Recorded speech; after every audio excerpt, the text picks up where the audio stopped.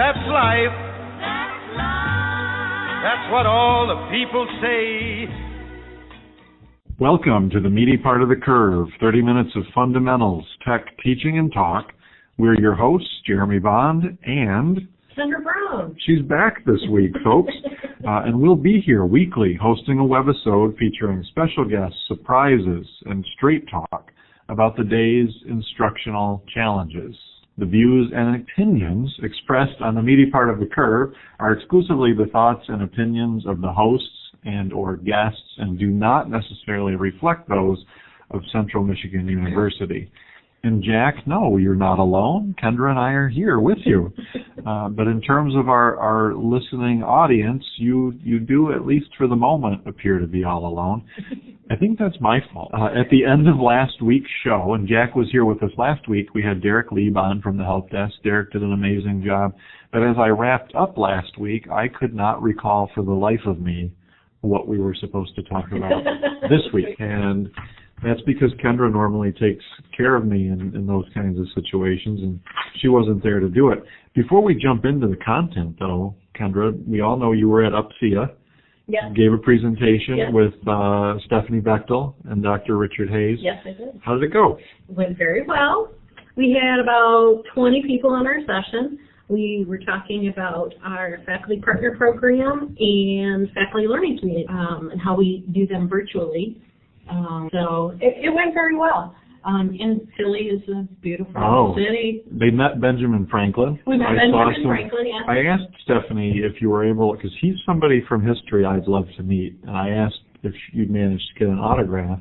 She said no, but she did give me a stained placemat from a restaurant where you had eaten, so that was something. There's some history to that restaurant too. So I heard that there might have been something to that. But so today we do have some topics in mind, yes. Right? We're talking about communication, about the tools at our disposal, the best ways to put some of those to use.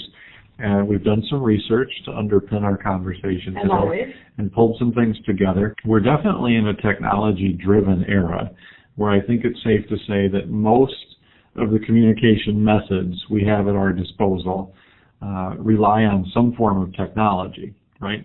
And as we start to go back through time, well, look, if we look at the visual that you put together or found for this today, we've got 10 of, quote, today's communication method, and I see 9 that rely on an underlying technology. Correct. Of the 10. Correct. Because we have our face-to-face talking, like you and I are doing here with us now, but in the context of a sort of virtual chat. Mm-hmm. That's how Jack is joining us. Yeah. We have phone communication. Letter writing, can we call the postal system an underlying technology? What do you think? Not exactly, right? Not in this sense. Well, you might have used a computer to craft the message. We'll go with that. Okay, so we type it, print it, fold it, stamp it, post it, stamp it, send it. Instant messenger, of course, is tech reliant. Text messaging, we need some sort of cellular or data network. Email, that's a given. Facebook messaging, Facebook status. I think when it comes to Facebook message, people say inbox me. Have you heard that term? Inbox me, and it doesn't mean your email inbox. It means your Facebook inbox, a Facebook status. Whether you're talking to teenagers. And then a Twitter. What I think is interesting about these is the visual ranks them from their level of intimacy, highest to lowest, with talking in person with the highest level, followed, I think, very shortly by video chat, and then going down through the list to where posting a Facebook status or a Twitter tweet would be the lowest levels of intimacy. But I want to pick on Jack. Since he's here. He's with us. I want to get Jack The involved here. spotlight's on you, Jack. I want to know if Jack agrees with this ranking. Oh, that's a great question. And I think I have some questions. Well, and I know he's used most, if not all, of these methods. I don't know if Jack is a Twitter user or much for Facebook, but I know he's used a lot of these other things over the years. By the way, we made Twitter yesterday. Oh, really? That's how my son found out about our lovely little the parking lot accident. On Twitter. Is letter writing obsolete? I don't think it is, Jack. I don't think it is. I'll tell you it's a lost art. When I find myself wanting to do it, is when I really want to take special care and make it known to someone else that something they did for me or something I want to share with them is really important. That's when I go to a handwritten card or letter, when I want to show them that I was thinking about them. One of the clips I show to my business communication students is an etiquette professional. This is what she does, etiquette seminars for business people. And she talks about the thank you note and how when it comes to obligatory communications, many times we've all had to do it. They all look pretty much the same.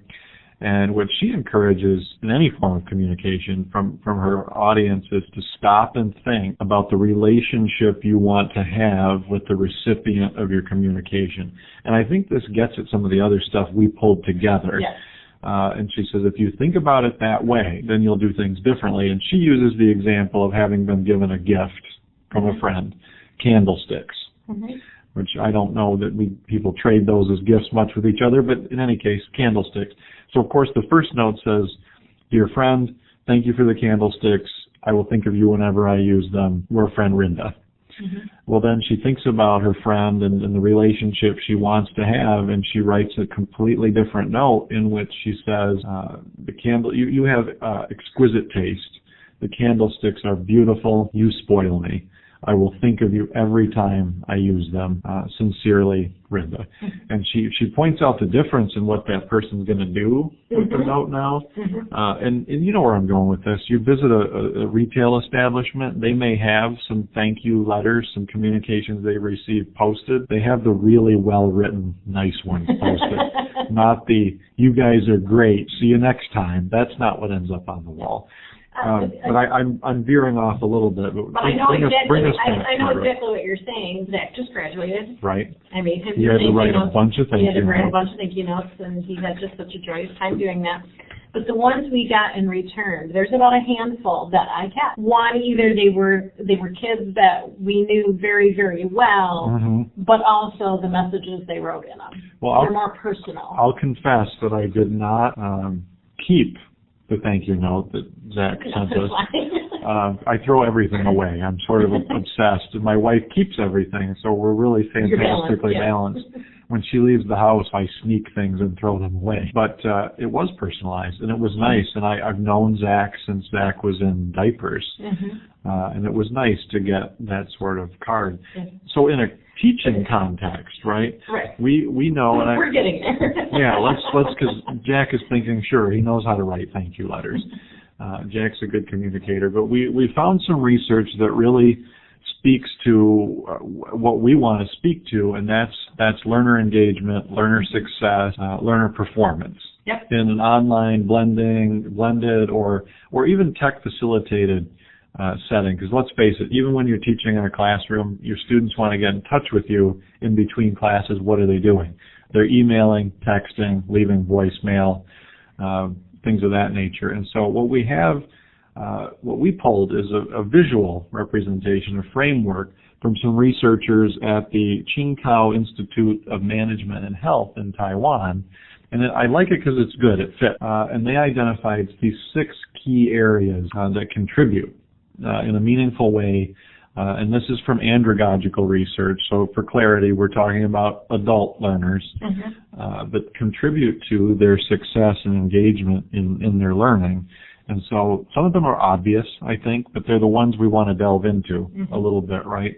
Instructor involvement is our main focus today. And, but toward the ends of offering opportunities there for P4, interaction, P1, sense of community, and those things then bleed into your appeal to different learner approaches or styles, as it were, and their individual motivations.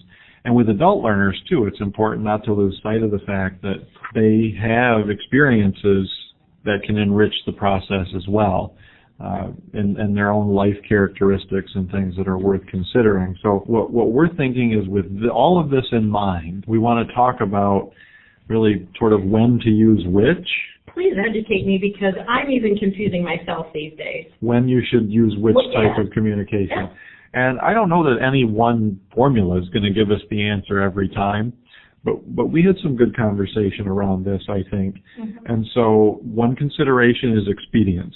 how quickly does this message need to be delivered, that can sometimes guide the avenue we take. And I think the amount of immediacy at our disposal in the 21st century has put an overemphasis on speed. But the truth is, not everything is an emergency, not everything warrants an immediate response, but it also gives us a chance to exercise an important aspect of critical thought and put us in the other party's perspective, to consider a perspective beyond our own. So if it is something urgent to the student and they have emailed us or they have left us a voice message, then maybe we should be responding very, very quickly. I think we, in our preparation for today, talked more about the things that we send as instructors, our outgoing communications, less than we talked about responding to incoming communications. Well, here's a question I had that popped in my head today.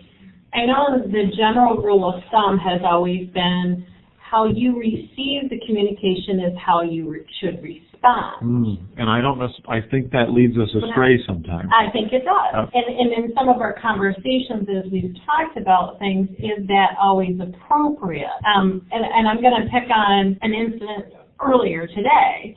The fact that there was an email to an instructor. If this student is asking that question, how many other students are having the same question, and what is the most appropriate response?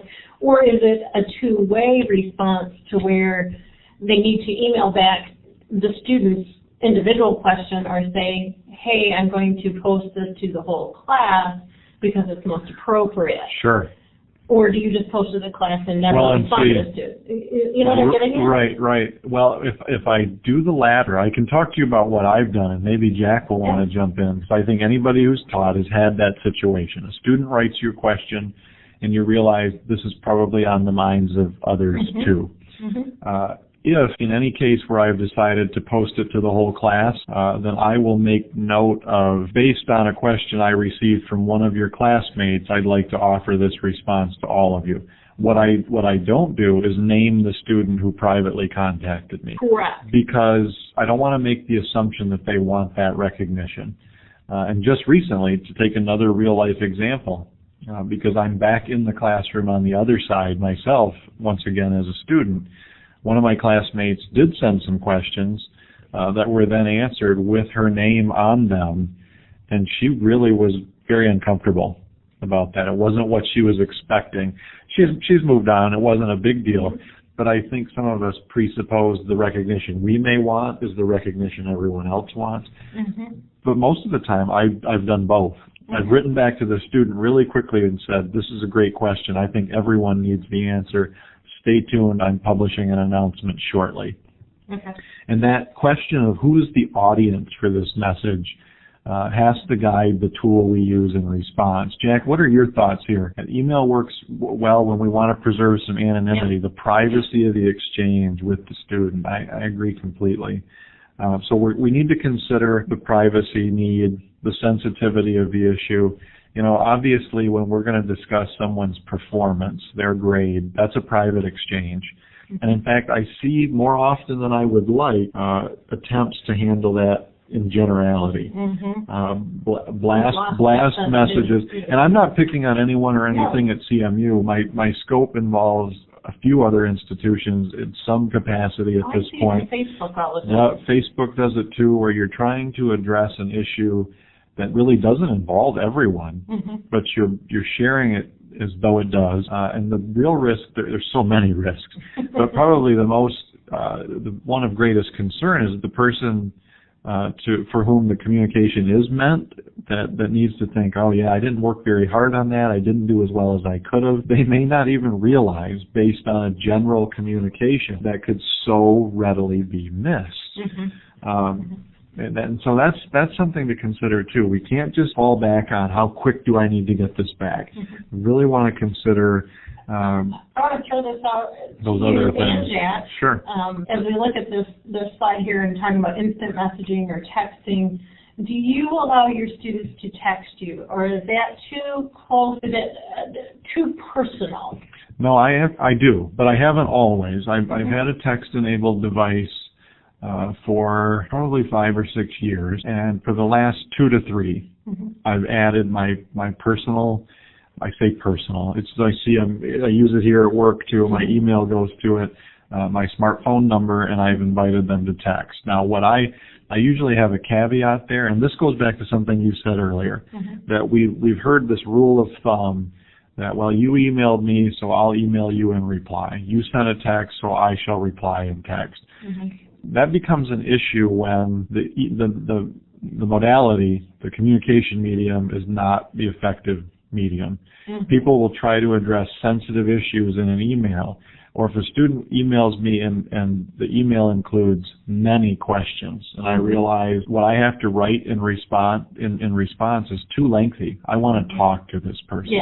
And I'll say, here's an answer to your simpler questions, but some of these things I think we should talk through. When would be a good time for me to call you or you to call me? And texting runs the same risk. I usually advise my students, if your text is going to be broken into parts, right, if it's going to be longer than 160 characters, then you should probably email or call instead, because I don't want to do what I could do in email or like Jack. It's about managing expectations. As long as their timeline expectations are managed. So he's encouraging text too. And that's why I asked the question. And the reason I introduced it, talking about who our audience is. When I heard more students saying in my face-to-face classes they were coordinating their team's efforts, when I felt things had tipped from, well, what's your number? I'll give you a call, to I'll text you about when we're meeting, that's when I thought I need to get with them on this too. And in fact, it's a pretty rare student who phones me to talk. Most of what comes through my phone are texts and emails. And my children don't call me. No. And I'm usually the one saying we need to talk. And I don't want to hopscotch too much with our visuals, but I think it's our involvement's good. The instructor being involved, I think, is a good thing. The way we get involved and our care in selecting the content of our messaging, the venue, right, the tool we use, etc., can help a lot in creating a sense of community, and from there promote the way that the students see that it's okay to interact with each other. And in this, even though it didn't really make our list, and it's not on the from fast to slow chart, threaded discussion belongs in here too. Our old friend, the discussion board, I would put in column 2. It's pretty quick, but it depends on how often you're watching it, or if you've subscribed. I would put concepts like blogging and possibly a journal in some of these categories as well. The other thought I'm having about all this is, how do we know then? If we agree that the rule of thumb doesn't serve us all that well, that you emailed me so I'll email you, what are the ways, Kendra, do you think we can tell that I need to shift venue? Now, I gave one of my tricks away. If your text is too long, I think we need a different venue. Not all these modes create an obvious hard stop. I mean, a tweet, 140 characters. That's it. If you need more than that, then you'd better move to a different form of communication. But your Outlook never pops up and says, "My, this is a long email." Have you considered phoning the other person? What do you think? My rule of, for me, I'm very much an emailer, and I sit at my email, I'll send an email out, and I go 6 hours with no response. I panic. Did everybody get it? Did it go out? Did we get blocked by email? But then I have to take a step back and consider my audience. If I'm emailing a group of students, that's one thing. If I'm emailing a group of parents, they're probably at work. Who is my like audience? You are as well. Exactly. Who is my audience, and how do they typically respond? And I think we're in an age, and this I think is where it's probably difficult for instructors, particularly online instructors here at CMU, where you've got your 42-year-old who, working mother of 3 in your class, but you may also have that 18-year-old freshman. All in the same class. All in the same class, and you need to communicate to all of them. How do you communicate to them? Because their expectations are different, and their mode of communication is different. Their go-to mode. Their go-to mode. Right. where you're telling your go-to mode is email. My go-to Theirs mode may be text, tweet, Instagram. Twitter, which I don't Twitter. I do tweet, but not very often because I'm not really sure that I'm even doing the right thing with it yet. But that was my commitment at last year, Great Lakes 2014 was when I established my Twitter account, and I have used it now consistently for over a year. No, that's a good point. So you want to consider how they're expecting to hear back from you, but also how quickly they may be. And how quickly, but also consider yourself. Like I said, I'm an emailer. And if I establish myself as an emailer and I establish that up front with my students or whomever I'm working with, that this is the best way to communicate with me, then I need to make sure that I'm following that. So if I've, established in a syllabus or, in my introduction announcement in my course that the best way to reach me is email, and I have it on my cell phone and I'm always checking it, I need to make sure that that's where I'm responding. Or I let my students know, hey, I'm going out of town for a conference for 4 days. I may not get back to you via email until I'm right there with until you. evenings when I have time to get to email. And see, one of the things you're reminding me of something else relevant. I put in that I will always respond in under 24 hours, and if more than that ever elapses, they should assume I didn't get their message, and I invite them to contact me again repeatedly if need be, because something else has gone wrong. Jack, I'm not sure that you need to change. It's an interesting point that you have the Twitter account, but you don't use it much. If you're not marketing it to the students as a way to connect with you, then I don't think you need to change anything.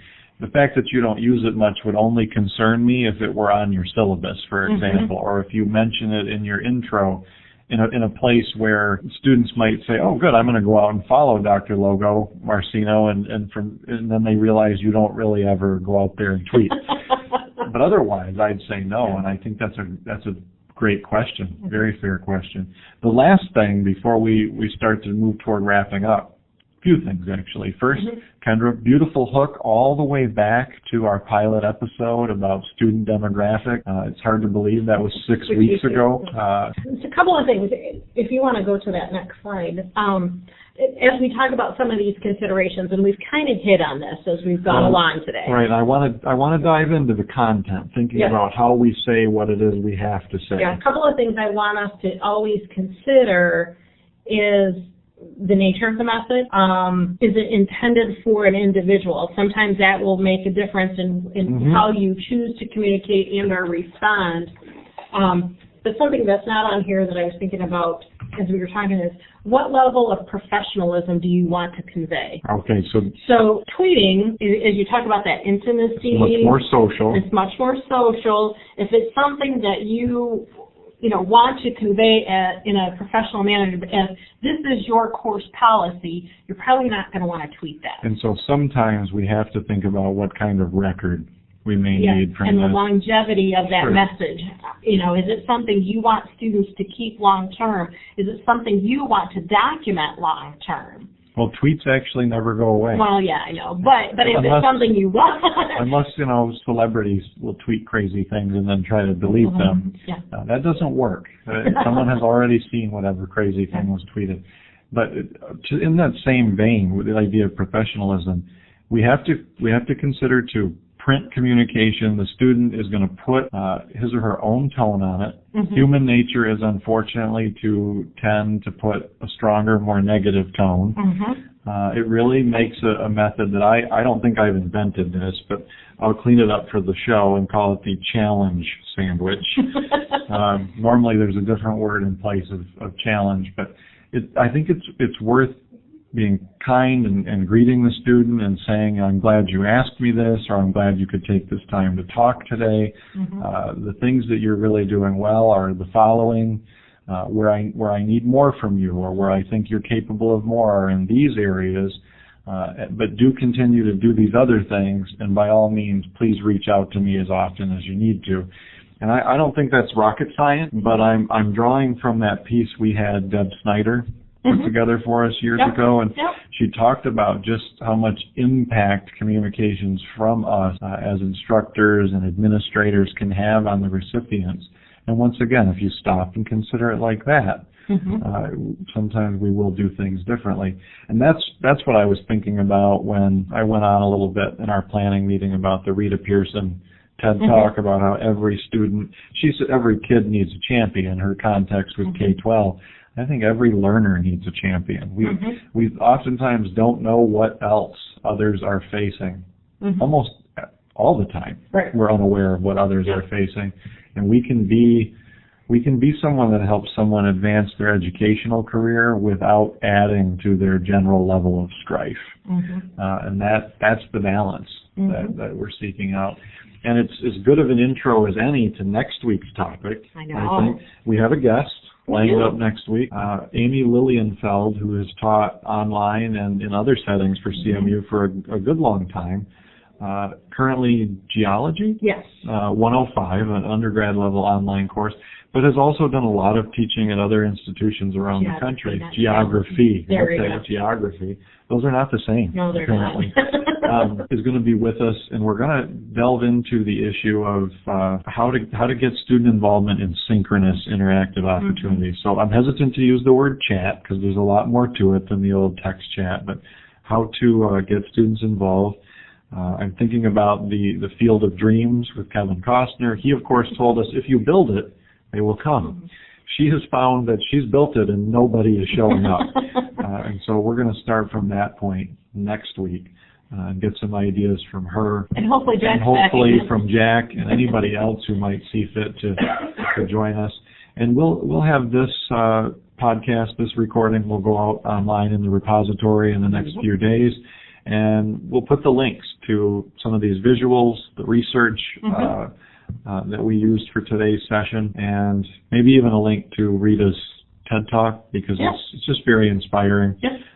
She was quite a successful educator and from a line of successful educators. So with that being said, we are nearly out of time for the day. Kendra? We do that. We do. We're 30 minutes. I think we could probably talk for 30 days, maybe with just a little bit of sleep here and there.